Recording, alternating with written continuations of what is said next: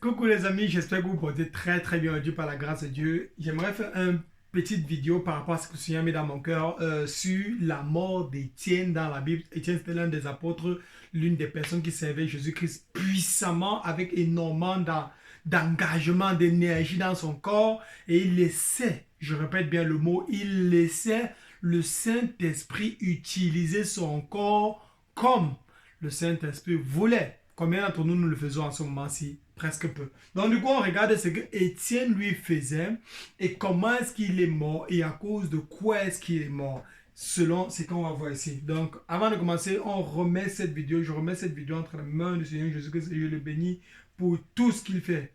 Au nom de Jésus, on a prié. Amen. La parole de Dieu se répandait de plus en plus. Le nombre des disciples augmentait beaucoup à Jérusalem. Acte chapitre 6. Et une grande foule de sacrificateurs obéissait à la foi. Étienne, plein de grâce et de puissance, faisait des prodiges et de grands miracles parmi le peuple. Quelques membres de la synagogue, dite des affranchis, de celle des Cyrénéens et de celle des Alexandrins, avec des Juifs de Cilicie et d'Asie, se mirent à discuter avec lui. Mais ils ne pouvaient résister à sa sagesse et à l'esprit par lequel il parlait. Alors ils subornèrent des hommes qui dirent: Nous l'avons entendu proférer des paroles blasphématoires contre Moïse et contre Dieu. Les gars ne pouvaient pas discuter. Ce sont les gens qui ont vu Étienne. Ce sont les Juifs. Il y a deux groupes de Juifs dans la Bible. Donc il y a d'abord les Juifs d'une certaine place et il y a les Juifs d'une autre place. Donc c'est par location qu'on les distinguait. Et du coup, il y avait les Juifs de Bérée qui étaient un peu calmes, peace, ils ne dérangeaient pas les Juifs. Quand on venait même leur parler quelque chose qu'ils n'ont jamais entendu, ils s'asseyent, ils regardent les Écritures et un, ils comparent un. Pas comme la plupart d'entre nous, quand on part quelque part, on nous parle seulement, hey, tu sais, chez nous en islam, on respecte chaque religion, on ne fait pas le mal aux gens, alors que c'est ISIS qui est là-bas en train de faire ça aux gens, c'est eux. Boko Haram, c'est exactement l'application mot pour mot de ce qui est écrit dans le chapitre 9, le chapitre 5, le chapitre 4 de ce livre-ci. Et ça, c'est seulement 3 chapitres qu'il vient noter. Et il y a au moins 140 combien là? 100, bref, on continue. Ils émirent le peuple, les anciens et les scribes, et, se jetant sur lui, ils le saisirent et l'emmenèrent au Sanhédrin. Ils produisirent de faux témoins qui dirent: Cet homme ne cesse de proférer des paroles contre le lieu saint et contre la loi, car nous l'avons entendu dire que Jésus, ce Nazaréen, détruira ce lieu et changera les coutumes que Moïse nous a données. Tous ceux qui siégeaient au Sanhédrin, ayant fixé les regards sur Étienne, son visage leur parut comme celui d'un ange. Actes des Apôtres, chapitre 7. Les Actes des Apôtres, chapitre 7. Le souverain sacrificateur dit: Les choses sont-ils ainsi? Étienne répondit: Hommes, frères et pères, écoutez. La réponse d'Étienne dans ce passage-ci est tellement lourde. Pourquoi? Parce que Étienne est en train de... On va le lapider à la fin de ceci-là. Et il faut voir comment est-ce qu'on a attrapé Étienne. Donc, on vient d'abord. Il est en train de prêcher. Un groupe de certaines personnes, c'est-à-dire les Juifs, ils arrivent là, les Juifs de... Voilà. Et beaucoup de gens arrivent, ils voient que Étienne, la façon dont il prêche, le Saint-Esprit se manifeste beaucoup en lui. On ne veut pas ça. Les gars ne veulent pas ça. Ils veulent l'éteindre, ils veulent le tuer. Pour le tuer, qu'est-ce qu'il faut chercher? On cherche les faux témoins. La même chose qu'on a fait avec Jésus-Christ. Ils ont cherché les faux témoins sur Jésus-Christ. Mais qu'est-ce qui s'est passé quand ils ont cherché les faux témoins sur Jésus-Christ? Même celui Pilate qui devait tuer Jésus-Christ, qui devait ordonner qu'on le tue, dit que lui, il lave ses mains parce qu'il n'a rien trouvé de mauvais en ce qu'on puisse faire à Jésus. Il n'a rien trouvé. Donc, du coup, mieux il lave ses mains, il ne veut pas être coupable du sang de Jésus. C'est la même chose qui s'est passé avec Étienne. Maintenant, avec Étienne, on est en train de l'attraper. On produit d'abord les faux témoins qui disaient qu'on a attrapé Étienne en train d'insulter Moïse, en train de parler mal contre la loi, en train de parler mal de Moïse. Et les gars étaient sous la loi. Quelqu'un qui tentait de parler mal d'un prophète, on le lapide directement. Donc ils sont partis trouver 2 témoins. Et il fallait la déposition de 2 ou 3 témoins minimum pour pouvoir finir avec quelqu'un. Ils ont partis trouver 2 témoins qui ont sorti les fausses paroles contre Étienne. Maintenant, on apporte Étienne maintenant devant le souverain sacrificateur, c'est-à-dire le pape au moment là, parce que la notion du pape est venue seulement loin après qu'il n'était même pas d'abord, bibliquement parlant, c'était même pas d'abord là. Il n'y a pas de titre de pape dans la Bible. Je répète, il n'y a pas de titre de pape dans la Bible. On n'est pas censé appeler quelqu'un père dans la Bible. En trop même exagéré, saint. Je répète bien le mot saint pour que ça ancre dans les oreilles, pour qu'on voit à quel point c'est une fausse doctrine. On appelle quelqu'un saint père. Un père qui est complètement saint. Bref, on continue. Donc il y a Étienne qu'on est en train de dire ceci. Le Dieu de gloire apparut à notre père Abraham lorsqu'il était en Mésopotamie, avant qu'il s'établisse à Charan, et lui dit, quitte ton pays et ta famille et va dans le pays que je te montrerai. Il sortit alors du pays des Chaldéens et s'établit à Charan. De là, après la mort de son père, Dieu le fit passer dans ce pays que vous habitez maintenant. Il ne lui donna aucune propriété en ce pays, pas même de quoi poser le pied. Mais il promit de lui en donner la possession et à sa postérité. À nous qui sommes vraiment là maintenant. Qu'il n'eut point d'enfant. Dieu parla ainsi. Sa postérité séjournera dans un pays étranger. On la réduira en servitude et on la maltraitera pendant 400 ans. 400 ans. Mais la nation à laquelle ils auront été asservis, c'est moi qui la jugerai, dit Dieu. Après cela, ils sortiront et ils me serviront dans ce lieu-ci. Puis Dieu donna à Abraham l'alliance de la circoncision, et ainsi, Abraham ayant engendré Isaac, le circoncis le 8e jour. Isaac engendra et circoncis Jacob, et Jacob les 12 patriarches. Les patriarches jaloux de Joseph le vendirent pour être emmené en Égypte. Mais Dieu fut avec lui, et le délivra de toutes ses tribulations. Il lui donna de la sagesse, et lui fit trouver grâce devant Pharaon, roi d'Égypte, qu'il l'établit gouverneur d'Égypte et de toute sa maison. J'aimerais qu'on regarde bien ce qui est en train de se passer, parce que c'est pour ça que je mets pour que ça parle, vous écoutez. Si vous avez la Bible à la maison, vous lisez aussi. C'est très important qu'on voie détail par détail pour ce qui est en train de se passer. Ce qui se passe, c'est que Étienne, on l'attrape, après ce que je viens de dire là, on l'attrape. Et maintenant, on vient le juger par rapport au fait que on a entendu dire qu'il est en train de propager une fausse doctrine, il est en train de propager les paroles blasphématoires contre Moïse. Maintenant, Étienne est en train de se défendre. Regardez un peu tout ce qu'il est en train de se défendre avec tout ce qu'on vient d'écouter. Il se défend en donnant l'histoire depuis où? Depuis la Genèse. Il commence à la Genèse, étape par étape, ligne par ligne, il décrit comment Abraham est quitté le chez eux, Dieu a appelé Abraham, comment Dieu a fait la promesse à Abraham qu'il devait donner Isaac son fils, comment Dieu a ancré, comment les Hébreux ont désobéi, ils sont partis caler, ils ont désobéi la volonté de Dieu, ils sont partis en Égypte, calés là-bas pendant 400 ans, comment est-ce que les frères de Joseph l'ont vendu en esclavage, et voilà ça qu'on est à la partie là. Donc il commence une histoire depuis le début, pour montrer comment il va atterrir sur Jésus. Quand il va, en tout cas on continue, parce que la suite de l'histoire va devenir terriblement colérique. Survint une famille dans tout le pays d'Égypte et dans celui de Canaan. La détresse était grande et nos pères ne trouvaient pas de quoi se nourrir. Jacob apprit qu'il y avait du blé en Égypte et il y envoya nos pères une première fois. Et la seconde fois, Joseph fut reconnu par ses frères et Pharaon sut de quelle famille il était. Puis Joseph envoya chercher son père Jacob et toute sa famille, composée de 75 personnes. Jacob descendit en Égypte, où il mourut, ainsi que nos pères, et ils furent transportés à Sichem et déposés dans le sépulcre qu'Abraham avait acheté à prix d'argent des fils des morts. On est ici, ça finit ici. Le temps approchait où devait s'accomplir la promesse que Dieu avait faite à Abraham, et le peuple s'accrut et se multiplia en Égypte, jusqu'à ce que parut un autre roi qui n'avait pas connu Joseph. Exact. Ce roi, usant d'artifice contre notre race, maltraita nos pères, au point de leur faire exposer leurs enfants pour qu'ils ne vécussent pas. À cette époque naquit Moïse. Il est dit à Moïse. De Dieu. Il fut nourri 3 mois dans la maison de son père, et, quand il eut été exposé, la fille de Pharaon le recueillit et l'éleva comme son fils. Moïse fut instruit dans toute la sagesse des Égyptiens, et il était puissant en parole et en œuvre. Il avait 40 ans. Il vint dans le cœur de visiter ses frères. Ils étaient diacres, vraiment. Fils d'Israël. Il en vit un qu'on outrageait, et, Prenant sa défense, il vengea celui qui était maltraité et frappa l'Égyptien. Il pensait que ses frères comprendraient que Dieu leur accordait la délivrance par sa main. Mais ils ne comprirent pas. Le jour suivant, il parut au milieu d'eux.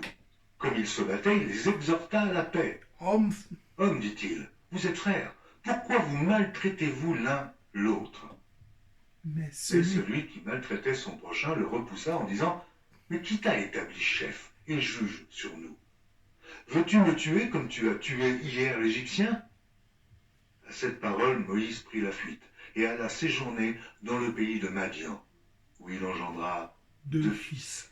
40 ans plus tard, 40 ans plus tard, un ange lui apparut au désert de la montagne de Sinaï dans la flamme d'un buisson de feu. Un ange a apparu à Moïse dans le désert, dans le buisson d'un ange. Vraiment, c'est un ange qui lui est apparu. Après, on va aller voir qui était l'ange là. L'ange là, c'est l'ange de l'Éternel qui est la parole de Dieu, qui est la parole de Dieu manifestée en chair dans Jean chapitre 1, qui est Jésus-Christ. C'est l'ange là qui est apparu à Moïse. Donc du coup, voilà Moïse qui vient parler au peuple. Et le peuple vient parler... Non, Moïse vient parler au peuple, soit disant que voici ce qui s'est passé, il faut qu'on commence à comprendre un peu. Il vient expliquer. Quand il vient bavader avec les gars, il le chasse. Veux-tu nous me tuer comme tu as tué hier l'Égyptien? Quelque chose qui s'est passé entre trois. Il y avait seulement 3 personnes dans la place là. Du coup, 3 personnes, c'est maintenant tout le quartier qui est au courant. C'est pour ça que souvent nos bouches, on bavarde parfois trop. On bavarde jusqu'à ce qu'on traverse le niveau qu'on a même bavardé. Il était seulement 3 personnes. Moïse a défendu l'Hébreu et il a tué l'Égyptien. Il a caché dans le sable. Il est parti le cacher directement enterré. Et le lendemain, l'autre personne avait à raconter le problème de tous les côtés. Jusqu'à ce que Moïse fuit. Quand Moïse fuit, il revient combien de temps après? Il a fui comme ça, il est parti lui faire ses enfants, faire sa famille. N'est-ce pas, vous voulez que Dieu passe seulement pour vous sauver, vous avez refusé. Il est lui parti. 40 ans après. Parfois, Dieu va te parler. Dieu va te parler. Pour que tu comprennes quelque chose qu'il veut te dire aujourd'hui, pour que tu sois sauvé aujourd'hui, tu vas décider volontairement de chasser l'aide que Dieu envoie dans ta vie. Et la personne va partir. Mais c'est la même personne que Dieu voulait utiliser. Dieu veut absolument utiliser pour ça. Donc c'est un peu comme si chacun a son travail. Par exemple, moi je suis ici là aujourd'hui devant la caméra en train de te dire que tu donnes ta vie à Jésus-Christ. Et peut-être c'est par moi seul que tu dois venir à Christ. Du coup, tu vas rester là. Rester là, tu vas partir, parler, passer de tous les côtés. Je crois que tu vas même offenser la personne qui est censée venir t'amener à Christ. Tu vas partir, tu vas aller faire quoi? Souffrir. 40 ans après, ça veut dire que les 40 ans, c'est quoi? Ils ont resté encore 40 ans dans l'esclavage. Et c'était 40 ans de plus dans l'esclavage. Moi, ils avaient 40 ans quand il est venu leur parler. Et ils sont encore restés 40 ans supplémentaires à cause de leur bavardage. Ils ont souffert 40 ans de plus. Combien de personnes? Toute une communauté, tous les juifs, ils ont souffert 40 ans de plus. Donc parfois, il faut faire très attention à notre niveau de bavardage, surtout quand il s'agit de bavarder les choses qui concernent la parole de Dieu et l'œuvre de Dieu dans la vie de quelqu'un. Il faut faire très attention. Mais à la fin de la journée, sur quoi est-ce qu'il faut faire attention? Sur la parole de Dieu. Est-ce que ce que la personne dit est en accord avec la parole de Dieu? Si oui, on se conforme. Comment est-ce qu'il veut faire pour savoir que c'est en accord avec la parole de Dieu? Si n'est jamais la parole de Dieu. Si je suis toujours en train de regarder les vidéos de TikTok, les vidéos YouTube, je like, je subscribe et c'est tout. Gars, il faut lire la parole. On continue. Au désert de la montagne de Sinaï, dans la flamme d'un buisson de feu. Moïse, voyant cela, fut étonné de cette apparition et, comme il s'approchait pour examiner, la voix du Seigneur se fit entendre. Je suis le Dieu de tes pères, le Dieu d'Abraham, d'Isaac et de Jacob. Et Moïse, tout tremblant, n'osait regarder. Le Seigneur lui dit, ôte tes souliers de tes pieds, car le lieu sur lequel tu te tiens est une terre sainte. J'ai vu la souffrance de mon peuple qui est en Égypte. J'ai entendu ses gémissements et je suis descendu pour le délivrer. Maintenant, va, je t'enverrai en Égypte. Ce Moïse qui les avait reniés en disant « Qui t'a établi chef et juge ?» c'est lui que Dieu envoya comme chef et comme libérateur avec l'aide de l'ange qui lui était apparu dans le buisson. Oh, le verset-ci me donne les frissons. Ah, Seigneur, je te bénis. Merde, avec l'aide de l'ange. Oh, le Seigneur est trop bon, les amis. Ah, on continue. C'est lui qui les fait sortir d'Égypte. en opérant des prodiges et des miracles au pays d'Égypte, au sein de la mer Rouge et au désert pendant 40 ans. C'est ce Moïse qui dit aux fils d'Israël, Dieu vous suscitera d'entre vos frères un prophète, comme moi. C'est lui qui... C'est le verset-ci là. C'est ce Moïse qui dit aux fils d'Israël, Dieu vous suscitera un d'entre vos frères, un prophète comme moi. C'est le verset-ci que les musulmans sont partis prendre pour sortir du sujet. Ils disent que c'est le verset... Vous partez dire que de Jésus qui est venu, ensuite Jésus a continué encore à dire qu'après lui vient quelqu'un d'autre. Et quelqu'un d'autre là, c'est qui? C'était le Saint-Esprit, que Jésus disait que c'est le Saint-Esprit qui va venir pour entrer en nous, nous aider à faire l'œuvre de Dieu. C'est le verset là que les musulmans sont partis récupérer ça pour dire que c'est Mohamed qui vient égarer 1,5 milliard de personnes. Qui, lors de l'assemblée au désert, étant avec l'ange qui lui parlait sur la montagne de Sinaï et avec nos pères, reçut des oracles vivants pour nous les donner. Nos pères ne voulurent pas lui obéir. Ils le repoussèrent et ils tournèrent leur cœur vers l'Égypte en disant à Aaron, fais-nous des dieux qui marchent devant nous. On s'en fout de ce que l'Éternel a fait là-bas. Nous savons ce qu'il est devenu. Il dit que fais-nous, vous-même la partie, il dit que fais-nous des dieux qui marchent devant nous. Car ce Moïse qui est parti, Moïse est parti faire combien de jours sur la montagne? 40 jours. Et il partait seulement sur la montagne, le temps de descendre seulement pour prendre les deux tablettes les deux tablettes de 10 commandements, le temps de descendre, il avait fait 40 jours là-bas. Là. 40 jours. Et seulement en 1 mois et demi, les gars ont déjà fait un autre Dieu, alors qu'ils viennent de sortir de l'Égypte. Bon, maintenant, je reprends une certaine question de quelqu'un qui disait que pourquoi Dieu n'était pas tellement intelligent pour faire en sorte que les gars traversent le désert seulement en quelques semaines. Même s'il fallait marcher à pied, ils devaient marcher à pied seulement le désert pour quitter d'une place à une autre place du désert. Ils ont fait 40 ans dans le désert là-bas. 40 ans. La réponse est tellement simple. C'était tout simplement parce que voilà le caractère que les gars avaient. En moins de 1 mois et demi, ils étaient en train de dire que à Aaron, qui était le bras droit de Moïse, que fais-nous un autre Dieu, que nous-mêmes, ils ont pris leur boucle d'oreille, ils ont pris leur chaîne à or, ils ont donné, on a fondu, Aaron a fait un Dieu en statue, comme le bœuf, le veau, comme un taureau. Ils ont fait ça et ils ont adoré. Et ils ont dit que quoi? Que voici le Dieu qui nous a fait sortir de l'Égypte. Ils ont pris l'habitude là-haut, en Égypte. Qu'est-ce que Dieu a fait pendant les 40 ans qu'ils ont coincé dans le désert là? C'était à cause de la désobéissance. Il fallait que tout le caractère là quitte avant qu'il parte dans le terrain, dans la terre promise. Donc c'était la punition pour que les 40 ans dans le désert là, il fallait que tous les sales habitudes quittent pour les amener dans le nouveau terrain que Dieu voulait les amener.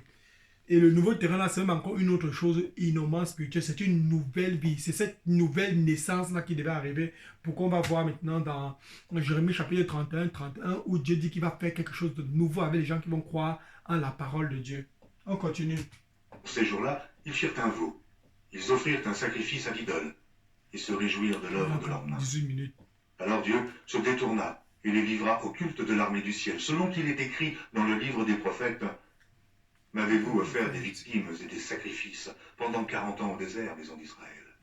Vous avez porté la tente de Moloch et l'étoile du Dieu enfant. Ces images que vous avez faites pour les adorer aussi. Vous transporterai-je au-delà de Babylone? Nos pères avaient au désert le tabernacle du témoignage, comme l'avait ordonné celui qui dit à Moïse de le faire d'après le modèle qu'il avait vu. Et nos pères l'ayant reçu, l'introduisirent sous la conduite de Josué, dans le pays qui était possédé par les nations que Dieu chassa devant eux. Et il y resta jusqu'au jour de David. David trouva grâce devant Dieu et demanda d'élever une demeure pour le Dieu de Jacob. Et ce fut Salomon qui lui bâtit une maison. Mais le Très-Haut n'habite pas dans ce qui est fait de main d'homme, comme dit le prophète. Le ciel est mon trône, et la terre mon marchepied. Quelle maison me bâtirez-vous, dit le Seigneur, ou quel sera le lieu de mon repos? N'est-ce pas ma main qui a fait toutes ces choses? Homme au cou raide, incirconcis de cœur et d'oreille, vous vous opposez toujours au Saint-Esprit, ce que vos pères ont été. Vous l'êtes aussi. Lequel des prophètes vos pères n'ont-ils pas persécuté? Ils ont tué ceux qui annonçaient d'avance la venue du juste, que vous avez livré maintenant, et dont vous avez été les meurtriers. Vous qui avez reçu la loi d'après des commandements d'anges, et qui ne l'avez point gardée.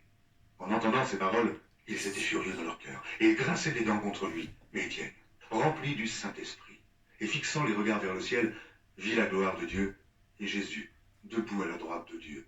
Et il dit, voici, je vois les cieux ouverts, et le Fils de l'homme debout à la droite de Dieu. Ils poussèrent alors de grands cris, en se bouchant les oreilles, et ils se précipitèrent tous ensemble sur lui, le traînèrent hors de la ville, et le lapidèrent. Les témoins déposèrent leurs vêtements aux pieds d'un jeune homme, nommé Saul. Et ils lapidaient Étienne, qui priait et disait, « Seigneur Jésus, reçois mon esprit. » Puis, s'étant mis à genoux, il s'écria d'une voix forte, « Seigneur, ne leur impute pas ce péché. » Et, après ces paroles, il s'endormit. Ok, on continue. Donc, voici la partie qui m'a même beaucoup touché ici, là. Dans ce qui est fait de main d'homme, comme dit le prophète. Voilà. La partie qui m'a beaucoup touché dans la partie ici, là, c'est cette partie-ci, là, où Étienne, finissant d'expliquer aux Juifs ce qui se passe. Donc, il a commencé à expliquer depuis Abraham. Expliquer tout. Dès qu'il arrive à la partie qui va terminer, que les gars voient qu'ils ont terminé, qu'ils ont tué les Juifs, ils ont commencé à tuer. C'est eux qui ont tué tous les prophètes. Et dont vous avez été les meurtriers. Vous qui avez reçu la loi d'après des commandements d'ange, et qui ne l'avez point gardée. En entendant ces paroles, ils étaient furieux dans leur cœur, et ils grinçaient des dents contre lui. Mais Étienne, rempli du Saint-Esprit, et fixant les regards vers le ciel, vit la gloire de Dieu, et Jésus, debout à la droite de Dieu. La Bible dit que Jésus est assis à la droite de Dieu. Jésus est assis à la droite de Dieu. Et on retrouve là Jésus qui n'est même plus assis. Le gars, il s'est quasi levé à la droite de Dieu. Pour regarder comment est-ce que Étienne est en train d'expliquer en détail la situation.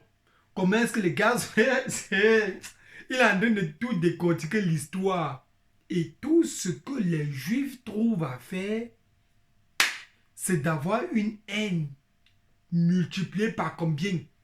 Et la seule chose qu'ils trouvent à faire, c'est pas dire que c'est vrai. Le petit là, comme c'est on l'appelle comment, les Juifs, les anciens, les souverains sacrificateurs qui étaient placés là, les vieux, les papas.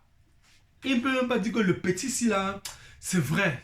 Il a quand même expliqué Abraham, il a expliqué Jacob, il a expliqué Moïse, il a expliqué Isaac, il a tout expliqué Joseph, comment on a vendu Joseph. Ils ne peuvent même pas dire que c'est vrai, il a quand même raconté la vérité. Les gars ont seulement la haine dans leur cœur. Quand on leur dit qu'ils ont fait quelque chose qui leur condamne et qu'il faut qu'ils se repentent pour partir au paradis, ils ont eu la haine au maximum. Et la seule chose qu'ils ont trouvé digne de faire, c'est de finir avec Étienne et de le lapider. C'est de finir avec Étienne et de le lapider. Mon frère, ma soeur, les choses ne sont pas faciles. Chaque fois que tu vas ouvrir ta bouche pour parler, par exemple, depuis le début de cette vidéo, si j'ai parlé contre la plus grosse église et la plus grosse arnaque religieuse qui se passe, on a l'église catholique et on a encore le Coran qui est l'islam. Du coup, voilà deux grosses arnaques.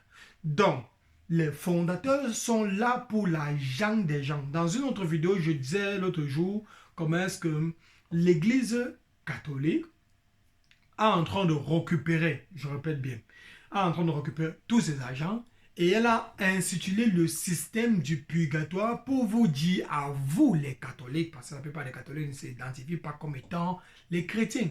Ils disent qu'eux ils sont catholiques, ils sont un peu comme les témoins de Jéhovah. Eux ils sont témoins de Jéhovah, ils ne sont pas chrétiens. Vous ne pouvez pas les appeler chrétiens, ils sont témoins de Jéhovah, ça va.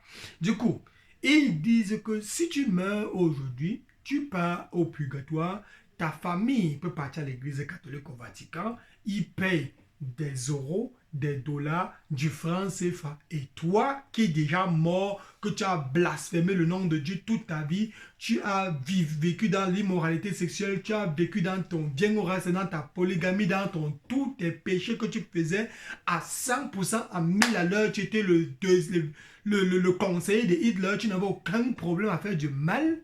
Ta famille, par l'église catholique, ils payent pour que tes péchés soient pardonnés où tu te trouves là-bas et tu vas partir ancré chez Dieu par force en ayant vécu le contraire de ce qu'il faut pour vivre. Du coup, l'église catholique dit que tu peux aller payer et tu vas entrer au paradis. Je ne sais pas si on réalise à quel point, peut-être comme on voit souvent dans les animés, quelqu'un prend la serviette, il met dans les oreilles ici là, ça sort de l'autre côté ici. Après, il fait comme ça là. Et ça suit seulement le cerveau dans certaines personnes. Au niveau où on ne parvient même pas à réaliser à quel point... Non, c'est une fausse doctrine. On paye l'argent à Dieu. Dieu a besoin de nos euros, de nos francs CFA, pour que quelqu'un quitte le paradis, quitte l'enfer, pour partir au paradis. Anyways, chacun suit ce qu'il veut suivre. Que celui qui a les oreilles entende, que celui qui n'a pas les oreilles n'entende pas. Dans le passage, qu'est-ce qu'on réalise? On réalise à quel point c'était tellement les Juifs avaient un si gros mauvais cœur.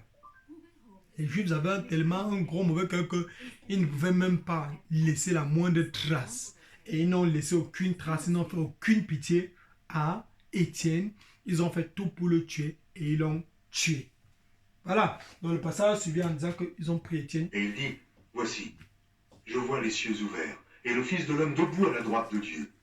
Ils poussèrent alors de grands cris en se bouchant les oreilles, et ils se précipitèrent tous ensemble sur lui, le traînèrent hors de la ville et le lapidèrent. Les témoins déposèrent leurs vêtements aux pieds d'un jeune homme, nommé Saul. Étienne qui disait... Et il lapidait Étienne, qui priait et disait, Seigneur Jésus, reçois mon esprit. Et Étienne a demandé au Seigneur, ne leur impute pas ce péché. C'est là qu'on va s'arrêter. Étienne a bien dit au Seigneur, c'est la même chose que Jésus a dit à la croix quand il est mort. Seigneur, pardonne-leur quand ils ne savent pas ce qu'ils font. Jésus avait dit aux apôtres que les gens que vous avez dit qu'ils vont caler avec leur péché, ils vont caler avec leur péché, ils vont mourir avec leur péché. Si vous calez, vous coincez leur péché sur eux, comme par exemple, Étienne pourrait dire, Seigneur, ne leur pardonne pas pour ce qu'ils viennent de faire. Mais Étienne a dit, ne leur impute pas, ne leur coince pas, ne leur donne pas, ne leur... Et ne leur pardonne-leur pour leur péché. C'est exactement ce que ça veut dire. Du coup, Seigneur, pardonne-leur pour le mal qu'ils viennent de faire. Et donne-leur encore une chance pour être sauvés. C'est pour ça qu'à la fin de la journée, on voit beaucoup de ces juifs-là encore qui sont venus à Jésus-Christ par la suite. Jésus veut que tu vives selon sa volonté. Sors de la religion. Sors de la religion, la spiritualité hindoue, indienne, musulmane, de n'importe quoi. Jésus-Christ est le seul moyen qui peut te donner la vie éternelle. Tu ne peux pas. Tu vas faire comment? Tu ne peux absolument pas avoir la vie éternelle si tu pars verser le sang des singes, des bœufs et des machins au village. Tu ne peux pas avoir la vie éternelle si tu fais n'importe quoi d'autre à part de croire en Jésus-Christ. Je t'encourage fortement. Télécharge dans ton téléphone le Nouveau Testament. Achète-toi une Bible. Surtout même, je n'encourage jamais même les gens à avoir la Bible à télécharger ou bien utiliser la Bible à l'église en machin sur Android ou bien sur téléphone, parce que dernièrement on avait vu comment les plateformes là avaient fermé leurs applications. Une journée, tout le monde était offline et à la fin de la journée, ils peuvent faire la même chose avec la Bible quand ça va arriver. Donc du coup, achète-toi la Bible papier. Achète-toi une Bible papier, peut-être 10 euros maximum. Tu décides de jeûner 2 jours, 3 jours et tu prends l'argent là pour acheter la Bible et c'est tout. Et Dieu va te parler à travers ça. Que Dieu entre dans ta vie, que le Seigneur Jésus-Christ entre dans ta vie, qu'il te donne la vie éternelle, toi qui écoutes cette vidéo-ci, que le Seigneur se manifeste dans ta vie en tout domaine, qu'il ancre dans la vie de ta famille et qu'il vous donne à vous tous dans vos vies, qu'il vous donne à vous tous la vie éternelle. Que Dieu te bénisse. Sois béni mon frère, ma soeur qui m'a écouté. Une fois de plus, je n'ai de la haine contre personne et j'ai énormément de mal contre le démon. Je n'aime pas les œuvres du diable. Je n'aime pas les œuvres du diable. Quoique je tombe de temps en temps dedans, je n'aime pas les œuvres du diable. Et que Dieu te donne la vie éternelle. Sois béni au nom de Jésus-Christ. On se voit dans la prochaine vidéo. La prochaine vidéo, on va parler, peut-être je vais faire ça maintenant. On va parler par rapport à Étienne, par rapport à Paul. Que Dieu te bénisse.